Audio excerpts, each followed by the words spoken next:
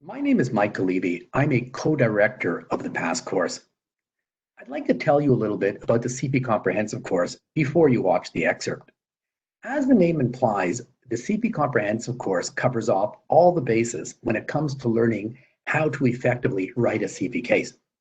The course consists of practice case writing, where you have the opportunity to write simulated CP cases, which are professionally marked and debriefed by a very experienced instructor.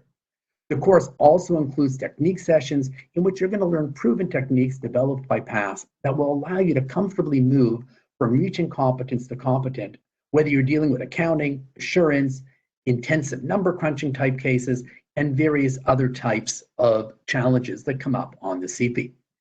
The following excerpt will give you a taste for the way in which PASS effectively takes up a case. I'd like to welcome everybody to the take-up of the KBBT case. Let me begin by explaining how I plan to take up the case. What we're going to do is we're first going to determine what needs to be done for each required.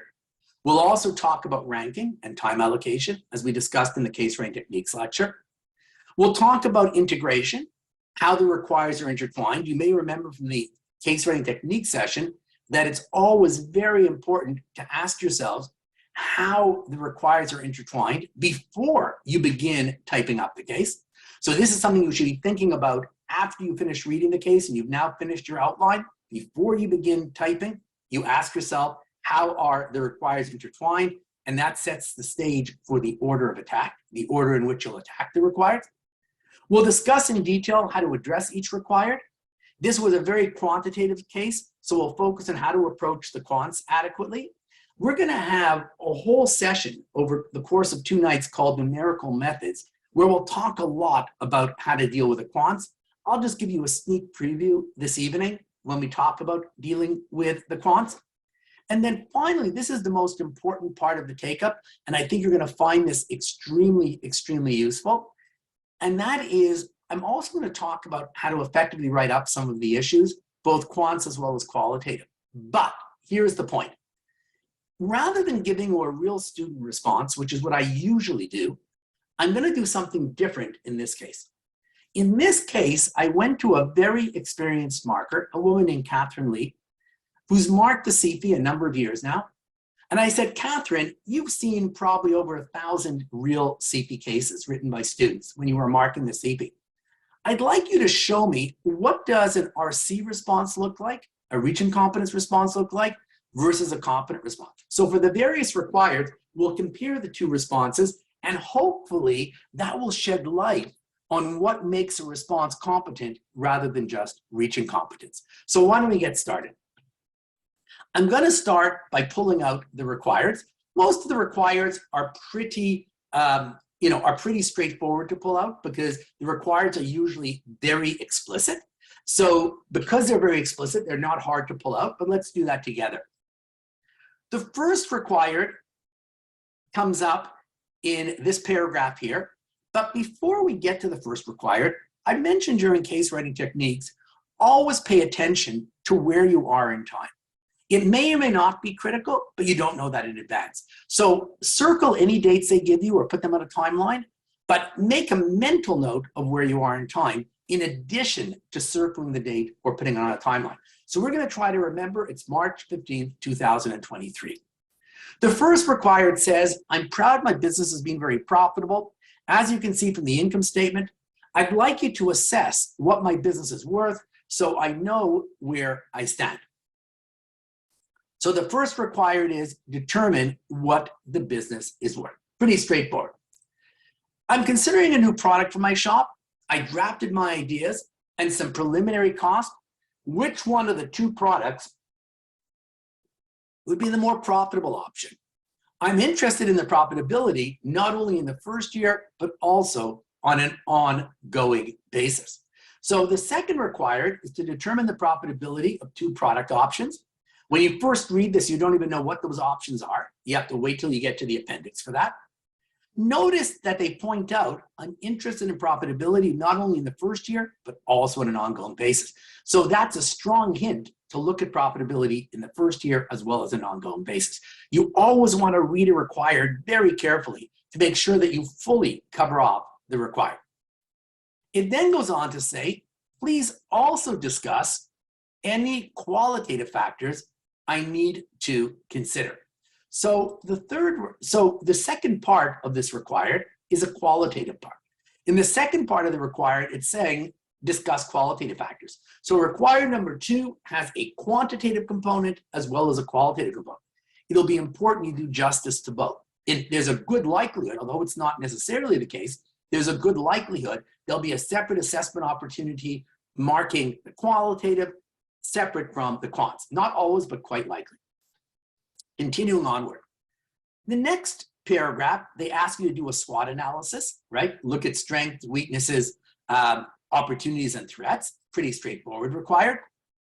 The next required says, also, please address any control weaknesses in KBBT and tell me what changes are required to make my business even more successful. I'd appreciate it if your recommendations can incorporate information technology, IT, to automate and optimize the processes. So this required is to consider control weaknesses and tell the client what changes need to be made to make the business more successful. And they're very specific here. You need to incorporate information technology to automate and optimize the process. So they're saying that when you're coming up with recommendations to improve controls, think about IT, think about automation. They're warning you to consider that. The final paragraph, right now I'm not planning to have an audit done, but I may need one in the future. I'm interested in knowing what substantive procedures, notice they're asking specifically for substantive procedures, can be done to, and they're now going to tell you specifically what accounts to deal with, revenue accounts, salary and wages and sponsorship. So I'm sorry, revenue accounts, salary and wages and sponsorship. So they're very specific in some cases as to exactly what areas to attack. Just attack the areas they tell you to attack. If you start dealing with other areas, you're wasting your time. Time is a very precious commodity on this exam. So this would be the 5th required. You're told, please assume all internal control weaknesses will have been addressed based on your recommendations. So what they're saying over here is that when you come up with your substantive procedures, assume that whatever recommendations you made here in order to improve controls have already been implemented when it comes time to do your substantive procedure. The last required doesn't come up until the end of Appendix 5. You may recall during case writing techniques that I pointed out that sometimes all of the requireds are in the main body of the case. In other situations, there might be the odd required that comes up in an appendix. This is an example of where a required comes up in the appendix. What they're doing this required is they're asking you to deal with a whole bunch of little compliance issues around HST. I have questions about tax. One of the students recently told me about something called exempt supplies. This relates to HST or GST. If my bubble T is part of this, then perhaps we can stop charging HST. How would CRA respond if we stop charging remitting HST? Are exempt supplies different from taxable supplies and zero rated supplies? Also, can you explain what an input tax credit is? I'm also not sure how often I need to file my HST. So it's a whole bunch of little nitty gritty tax points. Now, I realize that many of you will not know how to deal with this because you may not have studied this aspect of tax yet. Don't worry about it. This particular required, you won't be able to deal with. But as part of your take-up, I would go back and study this. It's dealt with in the technical notes, and I would go very carefully over the solution. Because if you haven't studied this yet, the solution could be a very useful source. Because in the solution, you'll be able to learn your technical and you'll be able to see it applied. So part of your own personal debriefing when you get back your paper will be to fill in technical gaps. How do I fill in technical gaps? By going over the solution, which hopefully will teach me that technical area I didn't know already. And then you can certainly also go back to the past notes. But definitely, if you constantly fill in your technical gaps after every case, you'd be amazed at how much technical you can learn from the case writing. Because by the time you're finished with this case, you'll now know a fair amount about compliance issues revolving around HST. You won't know everything you need to know about HST from this case, but at least you'll have covered off certain aspects of it. So make sure that as part of your own personal debriefing, when you get back to your paper, that you go very carefully over the solution and try to fill in the technical you didn't know. In the next paragraph, there are just a couple of compliance issues around corporate tax. Furthermore, by when do I have to file my O22 corporate tax return and pay my taxes? Did I miss the deadline to file and pay? What would be the consequences if I did? So once again, this is basic corporate tax compliance. If you didn't know this, A, go back and read the solution as part of your personal debriefing. Also, go back to the technical notes. So at the end of the day, these are the required that we pulled up. Before I go any further, we need to then see the requireds. As you can see, there are 6 requireds. Does that sound like a lot of requireds? Yes. Is that abnormal? No. The key is to get to all the requireds, which is easier said than done. So one of the things that is so hard for many students is learning to do things adequately rather than perfectly. It is humanly impossible to attack all these 6 requireds perfectly within 90 minutes. Remember, you've already used up a certain number of minutes just reading and doing your outline. In those remaining minutes, it's impossible to get all of this done perfectly. So one of the things you're going to learn over time is how to do things adequately rather than perfectly. Because if you aim for perfection, there just isn't enough time. And that goes against the grain of many accountants. Because accountants, people who become accountants are usually people who want to do things perfectly. But unfortunately, that's not feasible on the CPA exam, on the CFE. Well, let's now take a look at the ranking.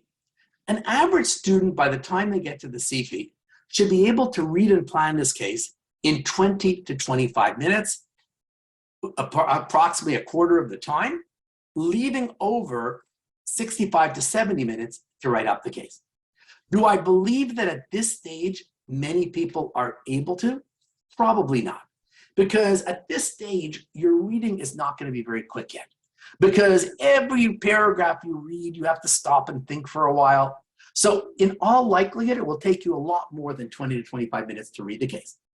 When I give you this time allocation, 20 to 25 minutes to read the case, 65 to 70 minutes to write up the case, I am talking about once you're ready to write your CFE. So at this stage of the game, it's very normal to need more time. Okay, just keep that in mind. If it's taking you more time, it doesn't mean that you're a slow reader. Junaid asks, why sponsorship standard requirement is not mentioned in the list? Oh, you know what? It's just an oversight. It should be there. It actually should be there. Let's just go back over here. We were told that we also had to cover off sponsorship. I'll tell you what I'll do. Why don't I just write over here sponsorship? Good point. It was just an oversight. We'll put it right here. Got it. You know what? You should actually be an auditor. You're very good at catching things. So you'd make a very, I don't know if you're in auditing, but you'd certainly make a good auditor. Okay. My pleasure, and I thank you for pointing that out. By the way, guys, you're welcome to participate through the chat box, but it's always nice to hear other voices other than my own. So if you have any questions, unless you don't like to speak, please speak up as opposed to using the chat box. If you prefer to use it, that's fine, but it's nice for me to hear other voices, and I think it's also nice for you guys to hear other voices other than me. Let's continue. What I want to do now then is come up with our time allocation. Assuming that the person's ready to write the CFE and they're able to write the case in 20 to 25 minutes, leaving over 65 to 70 minutes to write up the case, let's take a look at how to allocate this 65 to 70 minutes. The first required said determine what business is worth. Clearly, the only way to do this is through a business valuation. So we know we're dealing primarily with a quantitative required. There's lots of numerical information provided over a 3-year period. So you know the valuation will need to consider 3 years of earnings. There's no way in the world they're going to give you 3 years of past earnings with a whole bunch of non-recurring items and expect you to only focus on 1 year. That would be a big mistake. Given that there's a major quant involved, you're going to need a lot of time. I'd probably allocate about 15 minutes. And that's not to do it perfectly. That's just to do it adequately without aiming for perfection. When you have a major quant to do, you always need a disproportionate amount of time. Major quants, by their very nature, take up a fair amount of time. The next required was twofold. You needed to do quants to determine the profitability of the two product options, first year and ongoing basis, and then qualitative analysis. The quantitative element will be very time consuming. You have a lot of numbers to work with, and you have to consider two different options, so you know it's going to be quite time consuming. The qualitative element should be quite a bit quicker, but you want to make sure to do justice to it. You don't want to get so caught up in the quants that you only leave yourself 2 minutes for the qualitative. That obviously isn't going to work. So I would have allocated about 15 to 20 minutes for the quants, leaving over about 5 to 10 minutes for the qualitative. So less time for the qualitative, but more than just a couple of minutes. Why do I spend less time in the qualitative? Qualitative by its very nature is just less time consuming than quants. When it comes to the SWOT analysis, as long as you did a good job of tracking the strengths and weaknesses, opportunities and threats, it shouldn't take very long to deal with this required. No need, and when I say tracking it, I mean tracking it in your outline. No need to spend a lot of time on any given item, so you should be able to write up each item fairly quickly. And remember, you don't have to get every last strength opportunity, you don't have to pick up every strength, weakness, opportunity, or threat. They don't expect you to get 100% of it. So you don't need to write a lot in any given one, and you don't need to hit every last one. That's why this is doable in about 5 to 10 minutes. For number 4, there are a number of controls to be dealt with, but not very many. So at the end of the day, you should be able to deal with most of them. You don't need to spend a huge amount of time in any given control, but it likely will take 2 or 3 minutes to deal with each control, given that you will need to identify the weakness, explain why it's a weakness, and then suggest a recommendation. So you need to do that for each weakness. So that's why it can take you 2 to 3 minutes to deal with each weakness, because you're not just stating the weakness, you're saying what the weakness is, giving the implication, explaining why it's a weakness, and then making a recommendation. By the time you've done all of that, that'll take you at least a couple of minutes for a given weakness. I would have spent about 10 minutes on this required. Required number 5 was the substantive procedures. You only need to deal with 3 areas: revenue, salaries and wages, and sponsorship.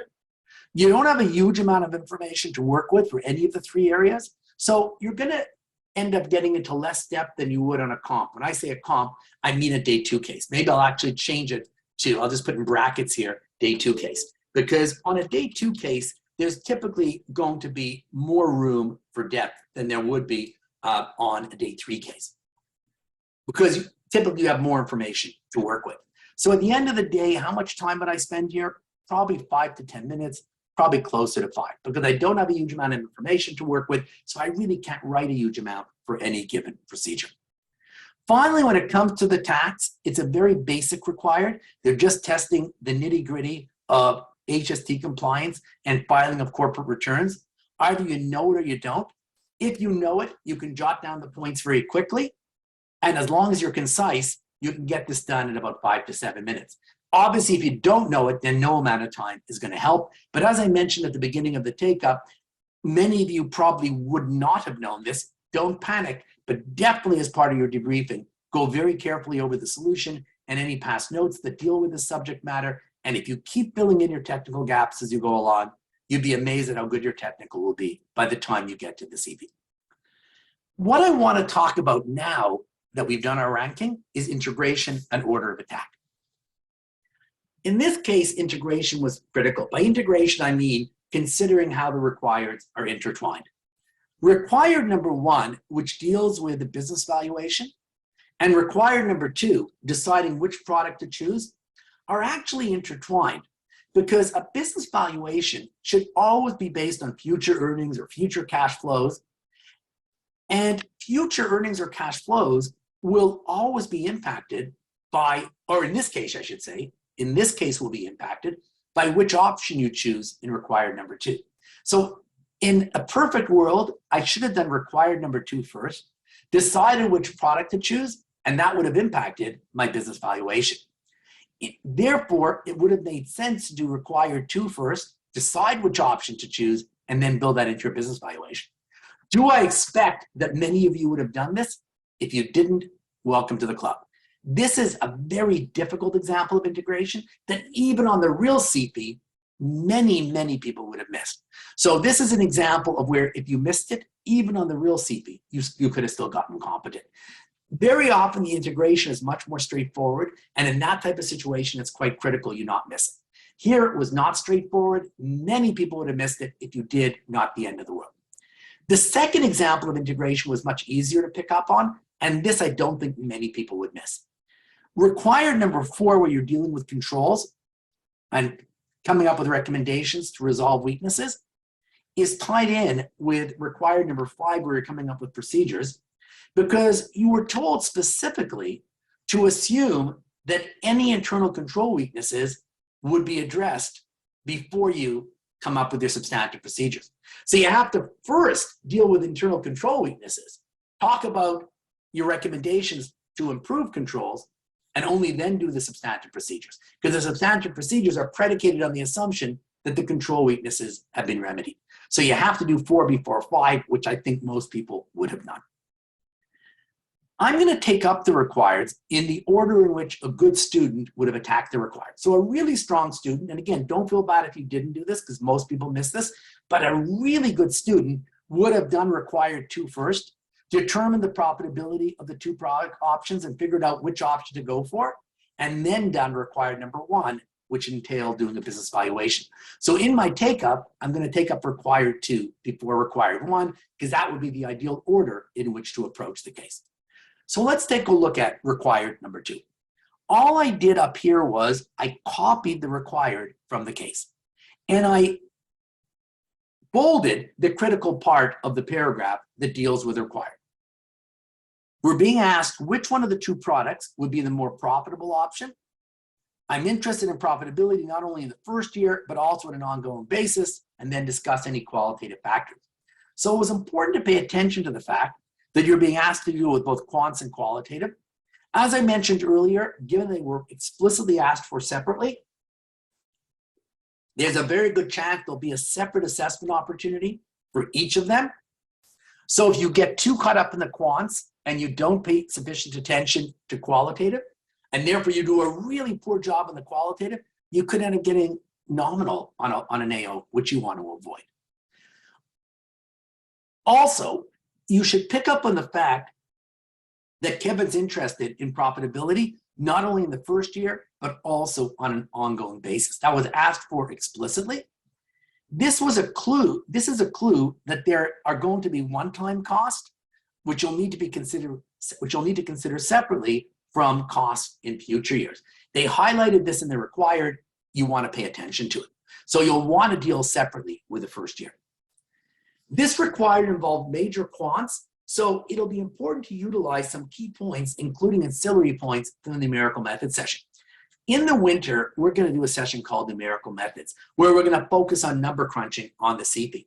I said to you at the beginning of the take-up, I'm going to give you a quick sneak preview from this session. In this session, we're going to talk about what I call ancillary points. Ancillary points are quantitative points that are qualitative points, that accompany your number crunching. They're qualitative, but they revolve around the numbers. The first of the ancillary points is explaining why you're doing the analysis. Anytime you do a quant, you should always state your purpose at the top of the quant. You should show your assumptions. In some cases, you may need to critique client assumptions. I'm not saying that was the case here, but it was the case, for example, when we did the ABBA case, where there were a couple of client assumptions that were unreasonable. You always want to draw a conclusion. For every exhibit you do, you should have a conclusion. I like to put it at the bottom of my exhibit, explaining what the exhibit tells us. If you want to put the conclusion in the main body of your answer in Word, that's also fine. Analyze, interpret results was not terribly important for this case, so I'm not going to get into it right now, but we'll get into it more in the winter when we do numerical methods. Point number 5, Make recommendations based on analysis and conclusion.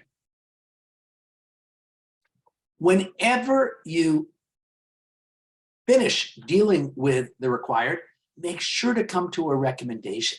Never leave things hanging. So in this case, for example, after you've considered the quants and the qualitative, you'll want to come to a recommendation as to which option to choose. Never, ever leave things hanging. If you don't come to a final recommendation, you're not going to get competent. Is there going to be a right or wrong recommendation? Highly unlikely. But coming to no recommendation is a huge mistake. So let's take a look at purpose. So as I said before, I always state my reason or my purpose for doing the exhibit at the top of the appendix. And when I show you the competent response that the CP marker put together, you'll notice that the student does show his purpose. When it comes to assumptions, you want to show assumptions. I like to show them at the side of the appendix next to the number to which they relate. And you'll see that that's how the competent student does it. We'll see later on. If you don't know what I mean by putting it at the side, you will when I show you the sample response. It's particularly important to show an assumption that you need to make yourself. I'll let you look at the rest of the slide on your own, but this is just an example of where you have to make up your own assumption. 95% of the assumptions that you need to make in this case are given to you. There are only 1 or 2 opportunities to make up your own assumption, and I gave you an example here of where you needed to. But most of the assumptions are given to you. So there are very few you have to make up on your own. Conclusion.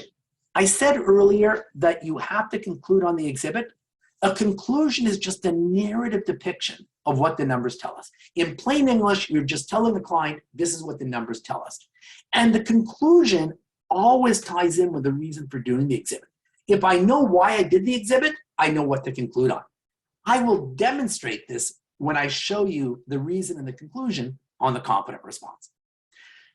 A conclusion is not the same thing as a recommendation. If you go back to the ancillary points, a conclusion is purely factual. What does the exhibit tell me?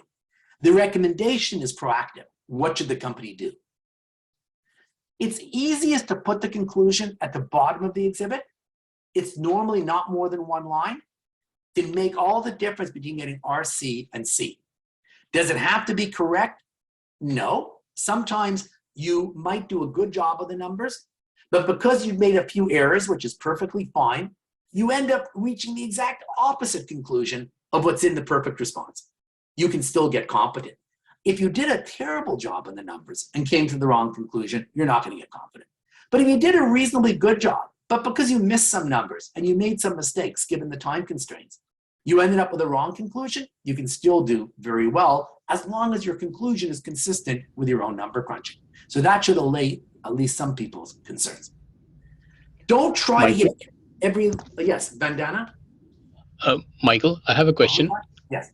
Yeah, on the previous slide, you mentioned that sometimes students miss mentioning their assumptions and like without even knowing it. So let's say, for example, if the student solved the answer and did the numbers completely correctly, but didn't put the assumption in there, didn't mention the assumption. So will that also bring his or her score down, let's say from C to RC?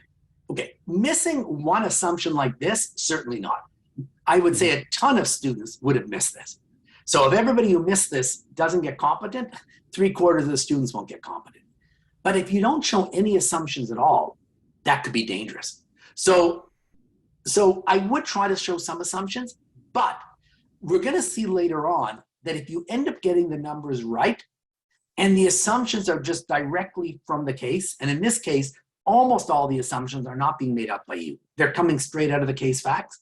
So in a situation where the assumptions are coming straight from the facts that were given to you, if you don't show the assumption, but you end up getting the number right, you'll never be penalized. But let me demonstrate this more clearly when I get to the sample response, okay? Then you'll know what I mean by what I just said just now. It'll become clear. Okay, thanks. But the fact that there were only 1 or 2 opportunities to make up your own assumptions, if you miss that, not the end of the world. Okay, don't try to hit every last point. This is a quantitative case, and it's very quantitative. If you try to do the numbers perfectly, you will run out of time and not get to the other required. Also, you don't need to hit every last number to get competent. So you're much better off not aiming for perfection and making sure to leave enough time to get to all the requires. We know from the passing profile that I showed you in the case writing techniques class, you can't afford to leave out requires. You don't need to do each required perfectly, but you cannot leave out requires if at all possible. Now, obviously, if you left out the odd required over the whole CFE, you might still pass, but I would try very hard to avoid that. So at the end of the day, you want to go after big numbers, numbers that are going to have a big impact on the bottom line. If you have a number, you also want to go after numbers that you can do really quickly. But if you have a number that's going to take a long time to compute and is only going to have a minor impact on the bottom line, that's the type of number I wouldn't worry about hitting. Feel free to make simplifying assumptions that will cut down your work. But if you make a simplifying assumption to cut down your work, you want to show that assumption. We'll talk a lot more about simplifying assumptions when we do our numerical methods class in the winter. When it comes to the qualitative analysis, it's going to take a lot less time than the quants, but it's very critical you do justice to it. It'll be important to do qualitative analysis for both options. If they give you two options, make sure you cover them both off. To get competent, you want to make maximum use of case facts. Although many of the facts are given in Appendix 4, in which the options are described, don't ignore the case facts in Appendix 1, in which KBBT and industry information is provided. In other words, don't just use the case facts that came up in the exhibit where they presented the two options. There were also useful case facts in Appendix 1 when they gave you background information that could also be useful for your qualitative analysis. So for example, in Appendix 1, you were told what was important to the customer base, being environmentally friendly. I would consider that when I analyze the options. So don't just use the information that comes up in the exhibit in which the options come up. Make sure you get pros and cons for each option. That's always very important. When you're considering option, the guide might even be broken down based on pros and cons. Even if the guide is not broken down that way, they're still going to be looking for a balanced approach with pros and cons. So just keep that in mind. It'll be a lot easier to use case facts if you track them on your outline, just like we did when we did case writing techniques. You make maximum use of cross-referencing, so you don't necessarily have to get every fact on the outline itself. Cross-referencing is fine. As long as you can find the case facts quickly, that's perfectly good. So if it's quicker for you just to cross-reference to where the case facts are and just write down exhibit 3 points 2 and 4, or whatever it happens to be, that's perfectly fine, but you just want to have quick access to the case facts when it comes time to write up the case. We talked a lot about this when we did case writing techniques. Doing well in the qualitative is really just a combination of common sense combined with using case facts. Don't be afraid to use common sense when you're dealing with a business advisory type role like this. Common sense may not help you a lot in tax, but it'll certainly help you when you're dealing with a business type situation like this. When it comes time to make the recommendation, just give me one moment, please, Amit, before I answer your question. You would only make the recommendation after completing the quants and the qualitative. It doesn't matter what your recommendation is, as long as it makes sense and it ties back to both your quants and qualitative. In some cases, this should actually say cases, sorry. In some cases, the quants might point in one direction and the qualitative may point in the opposite direction. It'll just be a judgment call what you end up recommending. There isn't going to be a right or wrong answer in that type of situation. As long as you tie back to both your quants and your qualitative, two students can come up with opposite recommendations and they both could do fine. Amit, please. Good morning or good evening, Michael. It's morning for you. I guess you must be in India. Am I correct? No, I am sitting in the Middle East. So. So it's morning for you already. Okay. Yeah, it's very early morning for me. Michael, I'm not sure whether my question is right or wrong, but I thought to check, since this is highly subjective, is there a comprehensive list of qualitative factors that one needs to consider while answering the question? No, as long as you're coming up with reasonable points, you will be perfectly fine. There's a lot of flexibility here. There's an unlimited number of good points you could really make. So there's a lot of flexibility here. Sure. Okay. Thanks, Michael. My pleasure. Mayank, what is your first name, please? Yeah, Michael, Mayank. Yeah, that's right. Mayank is not your first name, is it? Mayank is my question. You're Oh, right. it is. Okay, I'm sorry. Yeah, you are right. Like to ask. So, Michael, my question is, in the case of comparing the two products, right? So the question or the client doesn't explicitly ask us to put in a recommendation. They just ask us to just give us the comparison. So in such instances where explicit suggestion has not been requested, are we still expected to give them our suggestion? That is an excellent question. To be on the safe side, I would, because the cases are not entirely consistent. Most of the time they tell you explicitly to make a recommendation, but not always. So I would have a rule in my head that I always come to a recommendation. Because the CFE isn't 100% consistent, it's very dangerous not to. So I would make a rule of doing that. I'm glad you asked that. So in this specific instance, Michael, so presuming I had done all the comparisons perfectly fine, but I did not share any recommendation, will I end up losing my score?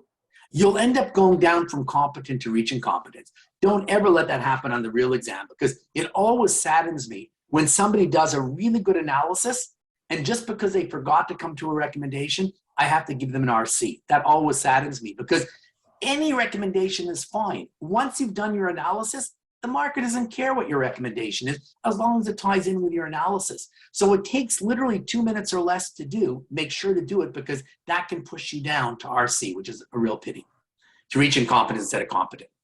Let's take a look now at the responses that our marker put together. I'm not going to go through the full RC response. I'll only go through a small part of it and ask you to look at the rest of it on your own and focus more on the competent response. For the RC response, the candidate begins, I've calculated the profitability of the stainless steel straws and the bubble tea popsicles in order to determine which one the company should adopt. Please see my quantitative analysis. So what the candidate is doing is, in their word portion of their response, they're referring to their appendix, which they would do in Excel. So even though you're doing the numbers in Excel, in your word part of your answer, which is the main body of your answer, it's a good idea to refer to the exhibit. This is the candidate's response. And what you're going to see here is a number of things. Number one, the candidate doesn't state their purpose. It's always a good idea to state your purpose or your reason for doing the exhibit. RC candidates, weaker candidates, often forget to do that. The first option was a stainless steel straws. Notice that the candidate gets this number correct. So the comments you see here are primarily the comments of the CFE marker, not me. The CFE marker is saying reasonably calculates awarded, although the work not shown as number is correct. Somebody was asking me earlier about showing your assumptions. And I think it was Rupak. And my answer was that if you're just pulling the assumption directly from the case, which is what you're doing here, even if you don't show the assumption, but you get the number right, you will not be penalized. Does that mean I should make a habit of not showing my assumptions? No. If it's an easy number where it's unlikely you're going to make a mistake, don't bother to show your assumption. But if it's something, because you're probably going to get the number right anyhow. But if it's a more complex number where there's a good chance of error, I would strongly recommend you show your assumption, because as long as the market can follow your work, even if you make a little careless mistake, you can still get competent. But if you don't show your assumption and then you make a careless mistake, the market may not know where you're getting the number. So here the candidate got it right. So absent showing assumptions, the candidate will still get credit for this number. The candidate will not be penalized for not showing their assumption. Now, moving on. When it comes to the manufacturing fee, look what the CFE marker says. This is considered to be attempt since it's missing the case fact of using 18 straws per day, the number of days the store is open, etc. Guys, the bottom line here is, in order to get competent, you may recall from when we did case writing techniques, when numbers come up, there are two columns in the guide. One column says attempt. Attempt means I did the number but very poorly. And the other one says reasonably calculate. Reasonably calculate means I didn't necessarily get the number 100% right, but other than a minor error, I pretty much did it right. In this case, because the candidate is really oversimplifying and not using a lot of the information provided, the candidate will only be at the attempt level, which is good enough for RC, but not good enough for competent. All the candidate really did was take the monthly fee and multiply by 12 months, but ignore all of the other information that factors into the manufacturing fee. When I show you the competent response, you'll see how the competent candidate makes much better use of the information provided and therefore ends up getting what's called a reasonably calculate, which is what you need to get competent. Now, these numbers are perfectly fine. So the candidate is going to get into the reasonably calculate column for these numbers. And if you don't know what I mean, you will when I show you the guide. Here's a very interesting point that's not at all obvious.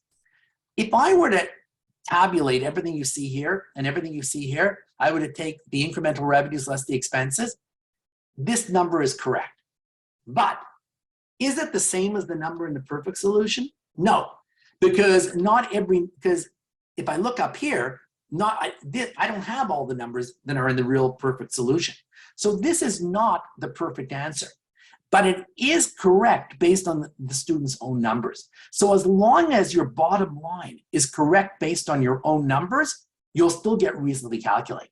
So this is not the actual right number in the perfect solution, but it is the right number based on the student's own figures. Therefore, they'll get reasonably calculate, which is what you want to get for this particular number. When it comes to the bubble tea popsicles, once again, the numbers are correct. So the student gets awarded reasonably calculate, which is the good column to be in, notwithstanding that assumptions are missing, because if you get the number right, even if you don't have assumptions, you're okay. When it comes to the gross profit, notice the student completely ignored that. We're trying to figure out the incremental profits from bubble tea popsicles. All the student is figuring in here is the incremental revenue. But I need to know the incremental profits. To get the incremental profits, I need to multiply by the gross profit percentage. It's not good enough just to look at gross revenue. So the student forgot to multiply the incremental revenues by the gross profit percentage. When it comes to the additional salary, here the candidate only is at the attempt level, which is not the level you want to be at. That's when you do the number poorly. Why is the candidate only at the attempt level? Because the candidate was trying to figure out what it would cost to hire an additional part-time worker. In order to come up with that, you need to figure out what is the average cost of a part-time salary. What's the average salary? Let me put it in a clearer way. What's the average salary for one part-time person? To get that number, what the student should have done is the student should have taken the total salaries and subtracted out Kevin and Mr. T's salary. There was also $1,500 sitting in there, which we'll see in a moment, which has nothing to do with salaries. So by backing out Mr. T and Kevin's salary, those were the key things to back out. You then would have come down to what are the total salaries from just the part-time workers. There are 5 part-time workers. So once I know total salaries from part-time workers and I divide by the number of workers, now I come down to a good calculation. But the problem with our candidate was our candidate simply took the total salaries. Our candidate backed out $1,500, which had nothing to do with salaries. But our candidate forgot to back out Mr. T and Kevin's salary. So the candidate's effectively working with total salaries divided by 5. So they end up with a much higher salary per worker than is warranted, because we should only be taking the part-time salaries divided by 5, not total salaries. That's a major error. And that's why they're only at the attempt level when it comes to the additional salary for the part-time worker. This figure here is perfectly fine. So they're going to get reasonably calculate for that. And then, as I said earlier, even though these numbers are not correct, they are correct based on the student's own numbers. So they would get reasonably calculate for this figure. Notice that the poor student, the RC student, forgets to conclude That's one of the things that makes an RC student RC. If you don't conclude, you're not going to generally get competent. I'm going to come to you, Nandini, in just a moment. Note, guys, the combination of reasonably calculated attempts. On some numbers, the candidate's getting reasonably calculate.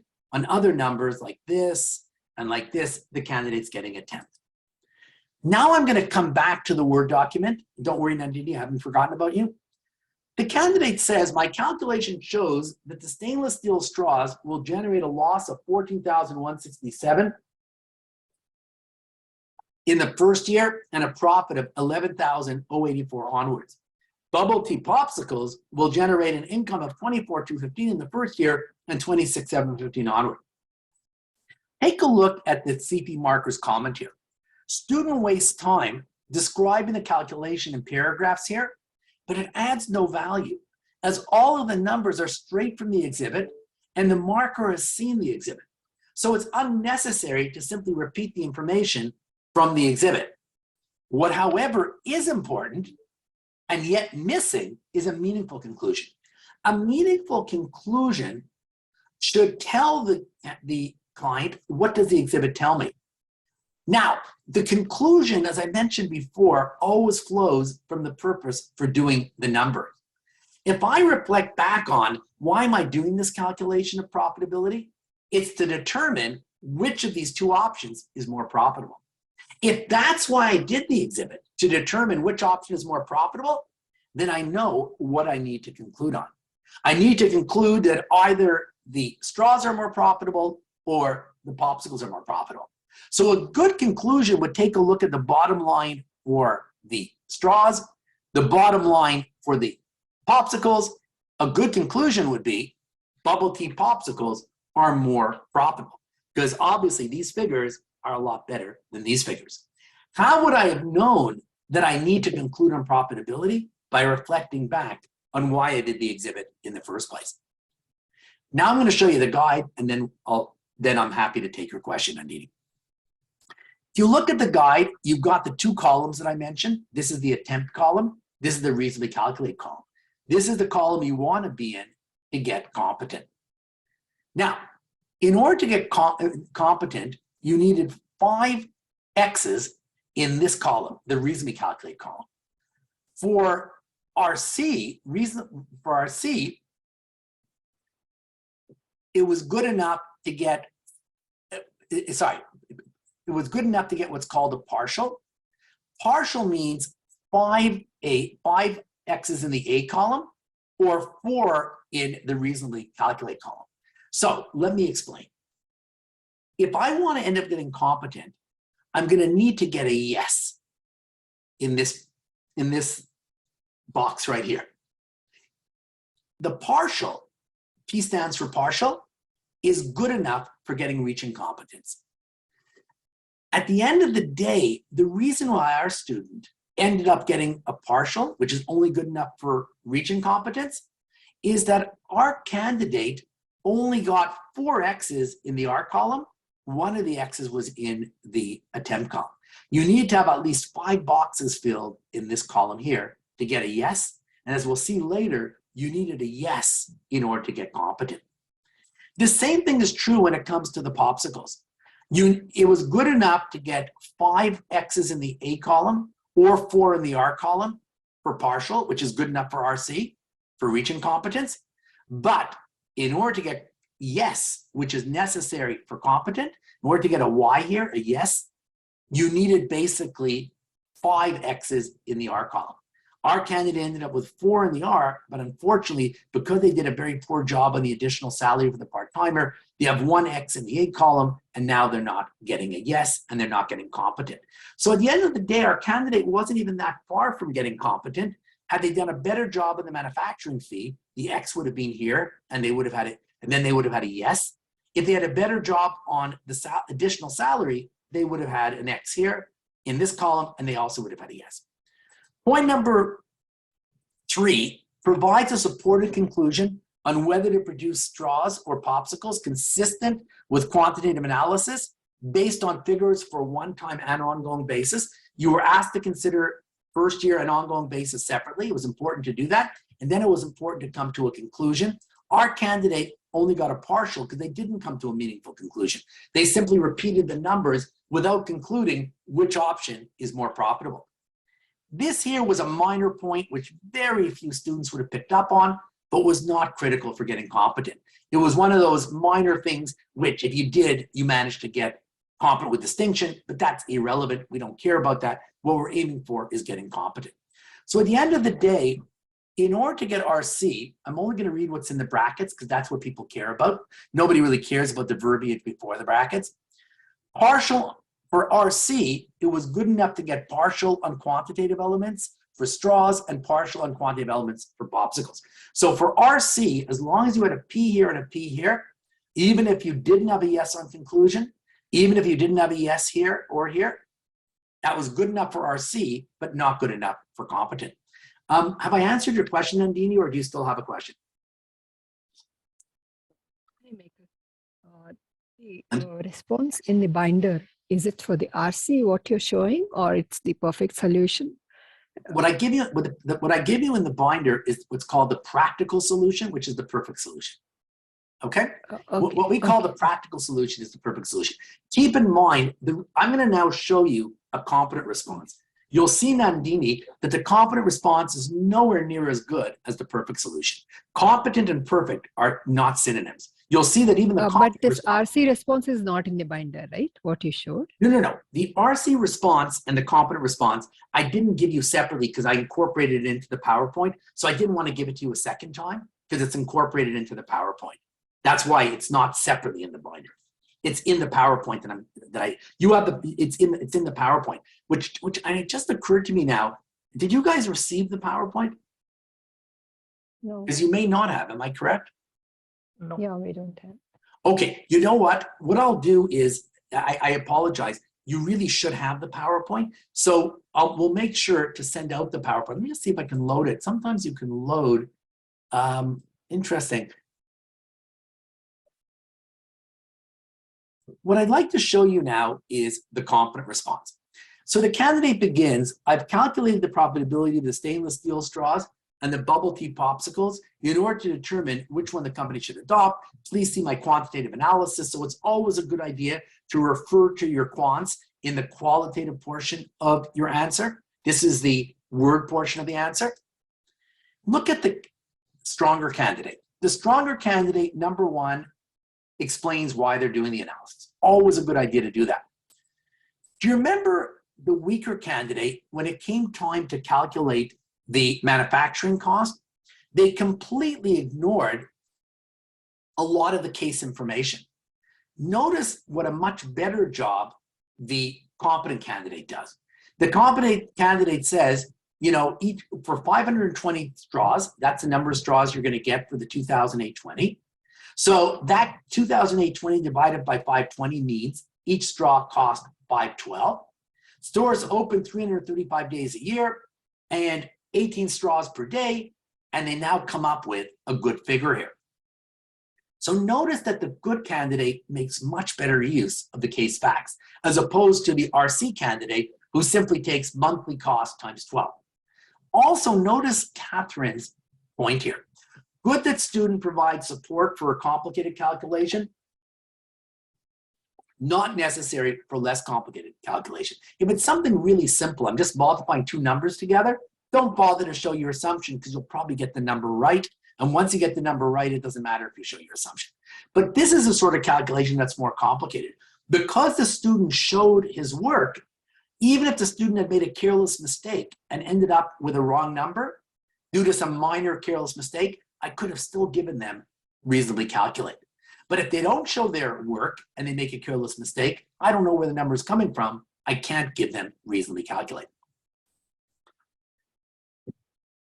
Much better, right, than the RC response, which was way oversimplified. Here's another comment that Catherine makes, the CFE marker makes.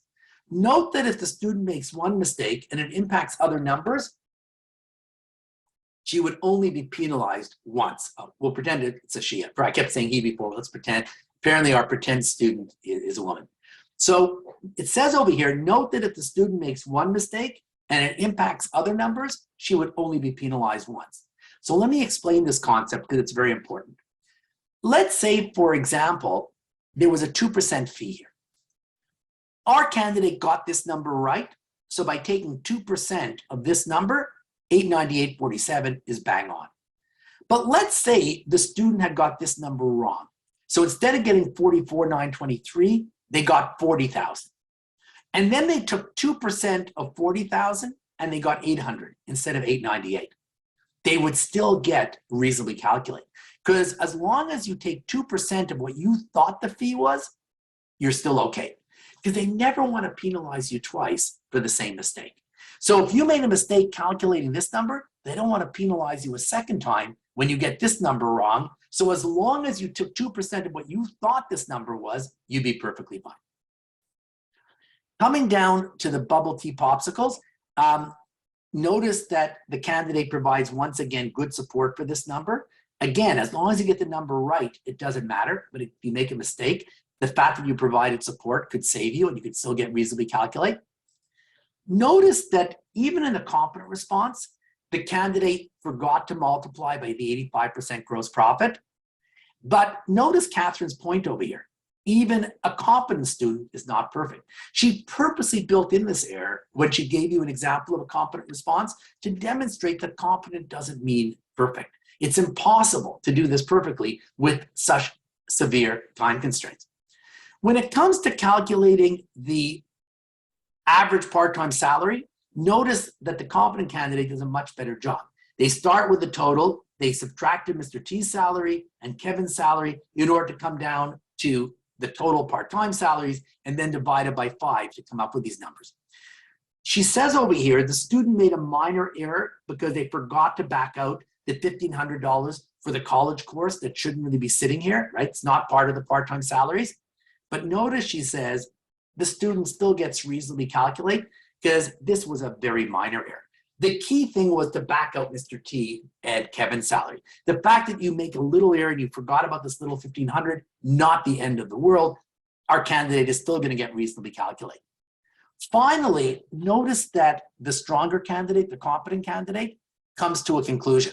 Bubble tea popsicle option outperforms stainless steel straws in both the first year and onward. Remember, the whole reason we did the calculation was to determine which option is more profitable. So our candidate more or less tells us which one is more profitable, the bubble tea. The bubble tea outperformed the other. So at the end of the day, if I did the calculation to figure out which one is better, I've got to conclude which one is better, and our candidate did. Based on the candidate's own numbers, the bubble tea obviously is much better than the incremental profits from the steel straws. If you take a look now at this paragraph here, take a moment and just read up until where my little dot is.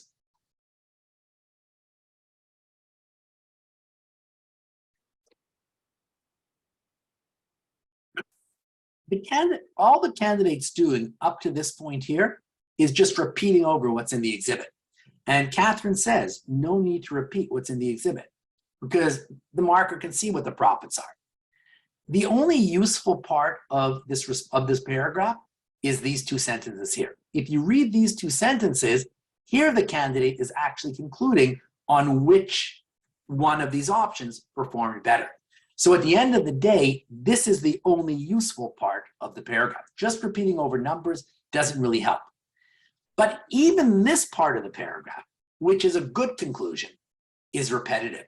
Because once you've concluded in your Excel document, you don't need to conclude again in the Word document. So had the candidate not concluded in the Excel document, this would have been very useful. It's a good conclusion. But once you've concluded in the Excel document, right down here, no need to conclude again in the Word document. So at the end of the day, this part of the paragraph was useless because the candidate's just repeating numbers. This is a good conclusion, but not necessary because the candidate already concluded in the Excel document. If we look now at the guide, notice that the competent candidate has more than 5 X's in the R column, but still doesn't get a perfect response. They still didn't hit every last point.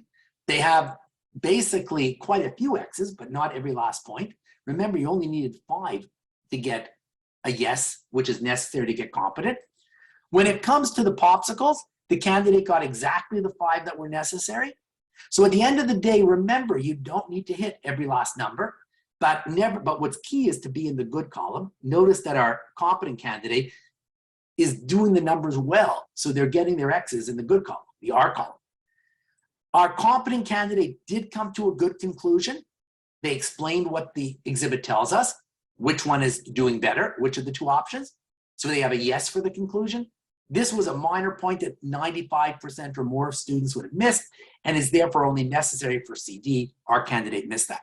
So at the end of the day, what do you need to do to be competent? Yes on quantitative elements for straws. Yes on quantitative elements for popsicles. Yes on conclusion. In other words, you needed a yes here, and a yes here. Now let's take a look at the qualitative portion of this required. As I mentioned earlier, I'm only going to spend a little bit of time on the RC candidate because I'd like to spend more of the time on the competent candidate. For the RC candidate, the candidate says, I've compared the benefits and disadvantages for the qualitative factors for both stainless steel straws and bubble tea popsicles. The candidate has a subheading here, stainless steel straws. Candidate starts with a pro. KBBT offers the steel straws both in-store and online.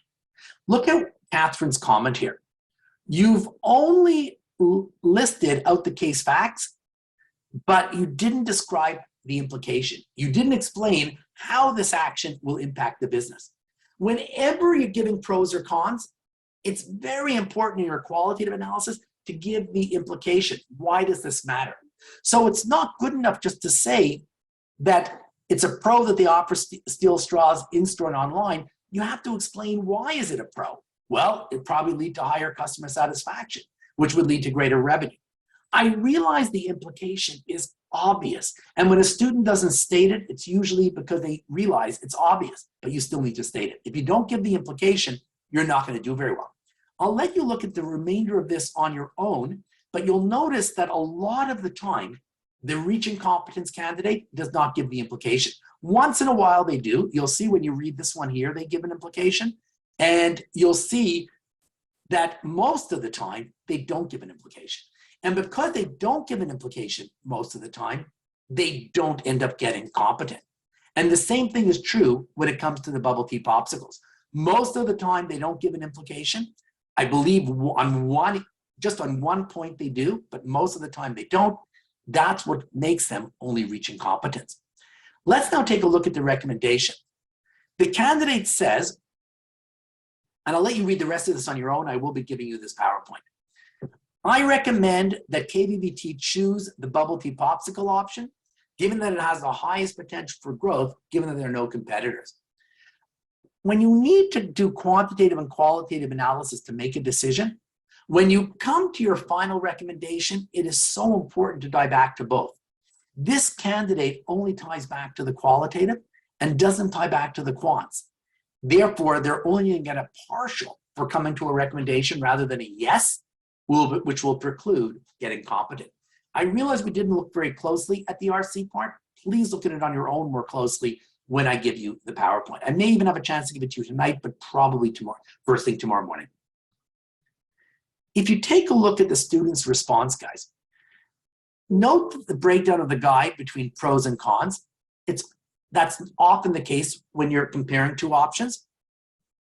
Notice, guys, partial if 4 in the attempt column or 3 in the discuss column. Yes, if 4 discussed, in other words, all 4 in the discuss column, and you needed a balance. You needed to give both pros and cons. If you gave just pros or just cons, you're not going to end up with a yes. Now, why were so many of the X's in the attempt column? The attempt column means that you addressed the point, but you didn't give the implication. You didn't explain why it was a pro or why it was a con. To get into the discuss column, D stands for discuss, you've got to give the implication. You've got to explain the why. So much of getting competent on the CFE is explaining the why. The problem with the RC candidate is most of the time they do not explain the implication And that's why most of the points, most of the X's are in the bad column, the attempt column. When I look at the analysis of the popsicles, exactly the same problem. Because the candidate doesn't give implications, most of the X's are in the attempt column rather than the discuss column. The candidate only gets a partial for conclusion because when they made their final recommendation, they only tied back to the qualitative and not the quants. So at the end of the day, the candidate ends up with a partial on qualitative elements and for both straws and popsicles, and therefore only ends up RC. Now let's take a look at the stronger candidate, the competent candidate. Notice that Catherine says here, excellent breakdown between pros and cons with at least one pro and one con for each option. Very good idea to break down between pros and cons, as a balanced analysis will be required, not just pros or just cons. So both candidates did a good job of breaking things down between pros and cons. What really made all the difference in the world was implications. The competent candidate, as you'll see in a moment, doesn't just give the pros and cons, but also explains why something is a pro or why something is a con. Let's now take a look at the response of the competent person. I'm not going to go through every single point because it's pretty self-explanatory, but I'll just go through a couple just to demonstrate what I mean by providing an implication. The competent candidate begins offering the stainless steel straws both in-store and online, can broadly advertise and appeal to customers who will find this as unique and attractive and make it more convenient for customers to navigate to other products the store could potentially sell in the future. Notice the competent candidate doesn't just make a statement of fact, but they explain why it's a pro. They explain why it's a pro that stainless steel straws are both in-store and online. Our RC candidate ended his point right here. The competent candidate explains why it's a pro. Look at the next point. There's also an implication. Straws will appeal to millennial General Z customers who are environmentally conscious, which makes up the majority of KBB customers. They'll want to purchase the straws and drinks from the store to show support for this movement. Can you see how the competent candidate is explaining clearly why something is a pro? And that's exactly what Catherine's saying here. Catherine is saying, note how the student provides implication, why this matters to the client. The student does this not just for these 2 points here, but throughout their answer. So on your own, I'd like you to go through the rest of the cons for stainless steel straws, as well as the pros and cons for the popsicles. You'll see that without exception, whenever the candidate states a pro or a con, they always give the implication. It's already, for a competent candidate, it's second nature to give an implication. Now let's come down to the recommendation.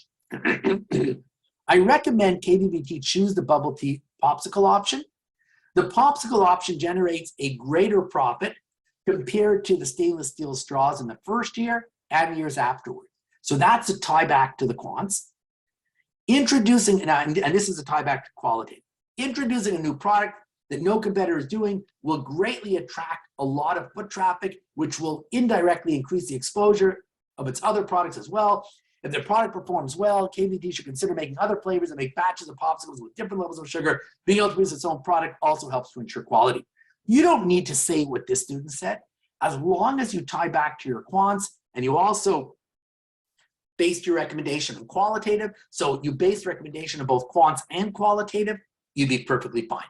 That's what makes a good recommendation good enough for competent. If we take a look now at the guide, you'll notice that for both the straws and the popsicles, for both 1 and 2, notice the candidate gives pros and cons, and notice that the X's are in the good column, the X's are in the discuss column. Why are they in the discuss column? Because the candidate's giving implications. They're explaining why something's a pro or why something is a con.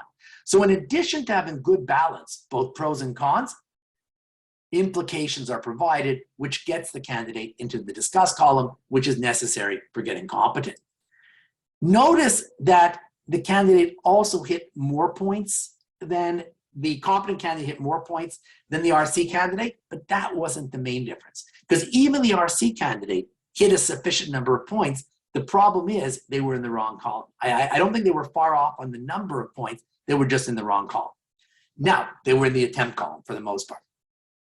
When it comes to recommendation, notice that in order to get a yes here, provides reasonable recommendation, I'll just, right, with regard to whether to sell stainless steel straws or bubble tea popsicles, incorporating both qualitative and quantitative analysis. If you tie back to both, nobody cares what your recommendation was as long as you tie back to both. So at the end of the day, what did I need to do to get competent? Yes on qualitative elements for straws. Yes on qualitative elements for popsicle. Yes on conclusion. Basically, you needed a yes here, and a yes here. Now let's take a look at the business valuation. Required number one, which involved a business valuation. You were told, I would like you to assess what my business is worth so I know where I stand. Although a business valuation is not explicitly asked for, you know that you're going to need to do one because that's the only way to figure out what the business is worth. In some cases, a CFE will tell you which valuation method to use.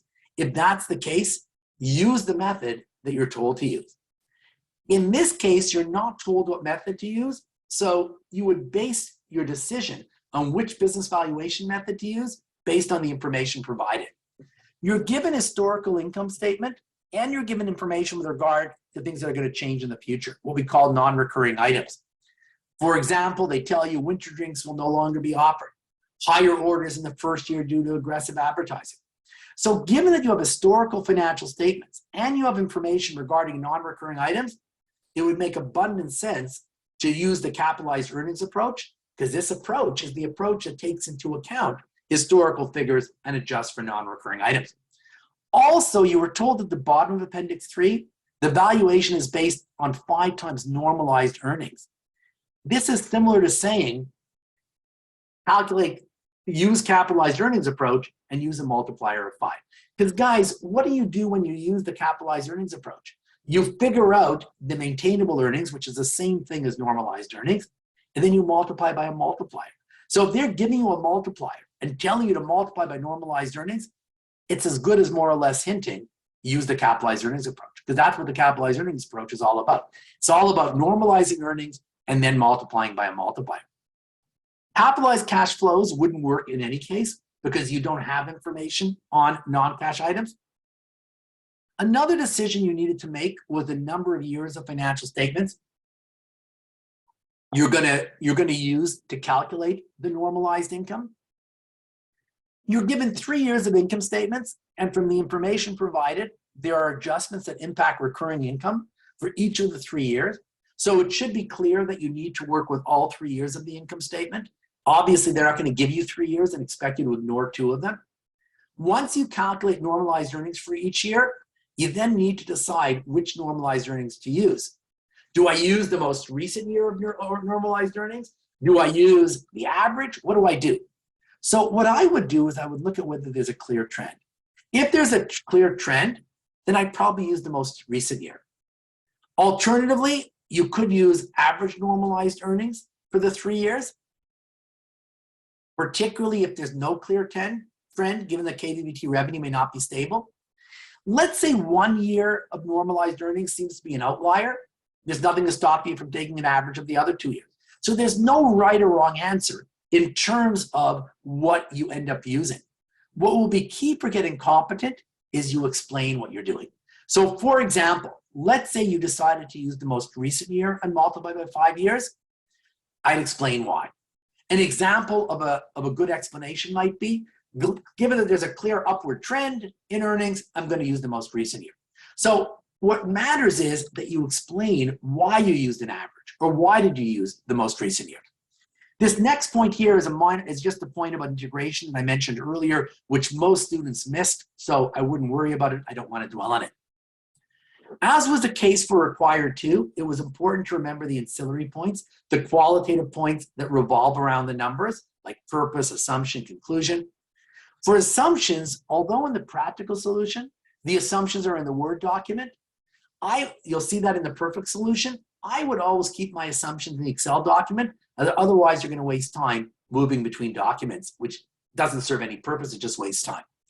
Remember, guys, you don't need to hit every last number. Go after the big numbers and the easy numbers, the quick numbers to do. Here is the RC response. The candidate basically starts by saying in Exhibit 2, calculate the value of the business. If you look at the calculation, it's good that the candidate uses figures for all 3 years. This is a good adjustment. This is perfectly fine. They didn't show their assumption, but they got the number right, so they're fine. They would end up getting reasonably calculate. R is for reasonably calculate. For the events and activities, the candidate only gets an attempt because they don't take into account that 1,500 rather than 5,000 was charged. You should have just adjusted for the difference between the 1,500 and the 5,000, not for the full 5,000. That makes no sense at all. When it comes to these figures here, they're perfectly fine. When it comes to the rent, what the candidate did makes absolutely no sense. This is considered an attempt because it does not take into account the case facts, which state that $9,000 is a non-recurring event. They tell you that till now, they've been paying only $9,000, right? But, a month. But at the end of the day, they tell you the real fair value rent is $10,250, and that's what they're gonna have to pay in the future. So what the candidate should have done is taken into account the increase in rent that will take place in the future. In the future, instead of paying $9,000, they'll have to pay fair value rent of $10,250. So the candidate should have taken $1,250 times 12. The rent is going to go up by $1,250 per month, right? Am I doing the math right? Right? So at the end of the day, they should have adjusted by $1,250 per month, not taken the full $10,250 and multiplied by 12. So this certainly would not be good enough for reasonably calculate because it makes no sense at all. I should be adjusting just for the increase, not for the total rent. So that would be only attempt. The candidate here does come to a conclusion on the value of the company. If you look at, I'm now back in the Word document, the candidate says, based on 2022 normalized earnings, the value of the business is $359,741. Notice that the student simply repeats the conclusion cited at the bottom of the exhibit, but they don't explain why they used the most recent year of earnings. They seem to have taken the most recent year of earnings and multiplied by 5. They should have explained why. That was the one thing that they're missing. In the binder, quants for normal, I don't think so, Rupak. Let me take a look at this after class. But if you look at the back at the end of the solution, you should see the quants for the practical solution. But we'll take a look at that. I'll open up what you have at the end of the class, okay? Let's now take a look at the evaluation guide. The first part of the guide is calculating the valuation by adjusting normalized income. Partial if 5 calculation components attempted or 4 reasonably calculated. Yes, if 5 adjustments reasonably calculated. Our candidate was close to getting a yes. They have more than enough points. They actually have 6 points, but a couple of the points, because they did a sloppy job, are sitting in the wrong column, the attempt column. If all of these were in the R column, they would have had a yes here.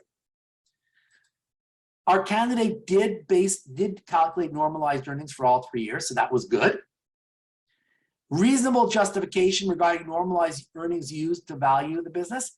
Our candidate did not explain or justify why they used the most recent year's normalized earnings.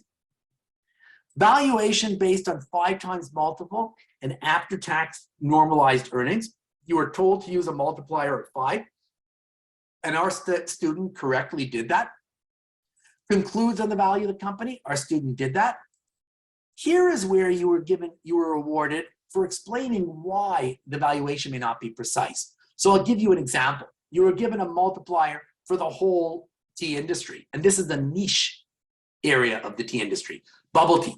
So maybe you need a more relevant multiplier. That would be an example.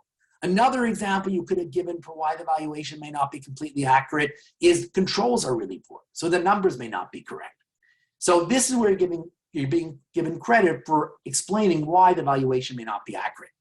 At the end of the day, our candidate ended up getting, sorry, it's in my bolding is in the wrong place. Let me just start again. At the end of the day, our candidate ended up getting reasonably calculated because they only got a partial year.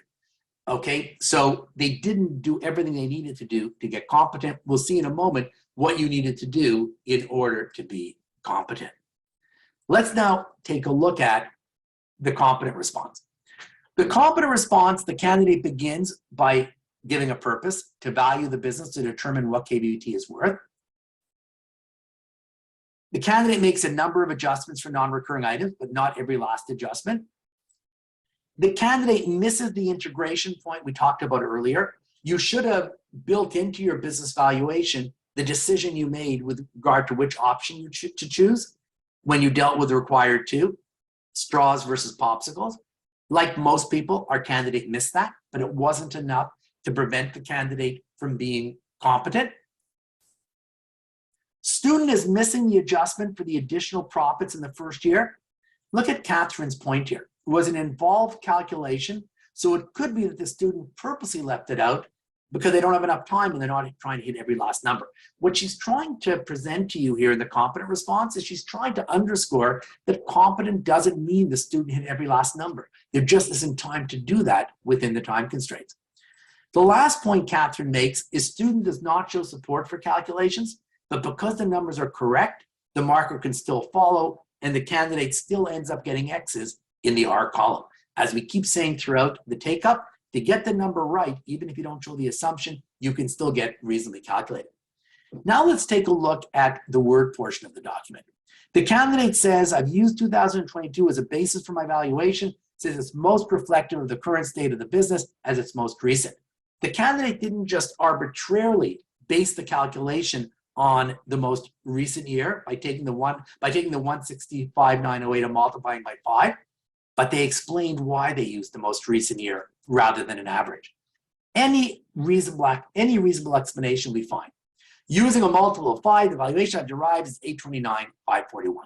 So if you look at Catherine's comment here, excellent that candidate explains why he's using 2022 as his basis. It would have been fine to use 022 or use an average. Anything is reasonable as long as you explain. You can see right away, hopefully you're picking up a very important theme tonight, and that is explaining what you're doing. Explanations are so important for getting competent. Let's take a look now at the performance of the competent candidate. You needed 5 X's in the reasonably calculate column. Our candidates got more than that, so they've got a yes with flying colors. Unlike the RC candidate, they did explain why they used the most recent year's normalized earnings. Even our competent candidate missed 0.6, but you'll see in a moment that it doesn't prevent them from getting competent. Let's take a look at what you needed to do to be competent. Yes on calculation components, which our candidate got. Yes on normalized earnings calculated for 3 years. Our candidate did that. Valuation based on multiple of 5. Our candidate did this. Concludes on the value of company. The candidate did this. Sometimes you just need to do A or B to get competent. In this case, as long as you dealt with 3 or 6, you either explained, you justified why you used an average of the most recent year, or you explained why the valuation may not be accurate. One or the other was sufficient for getting competent. It's not unusual to see an or in the competent description. So at the end of the day, even though our candidate missed 0.6, because they did hit 0.3, our candidate still ends up getting competent.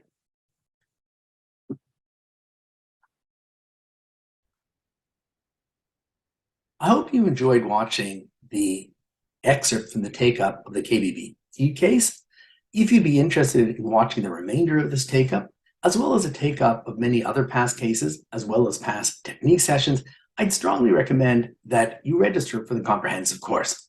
If you're not already on our website, please go to our website, passyourcpa.ca. When you get there, please click on the box that says CP Students.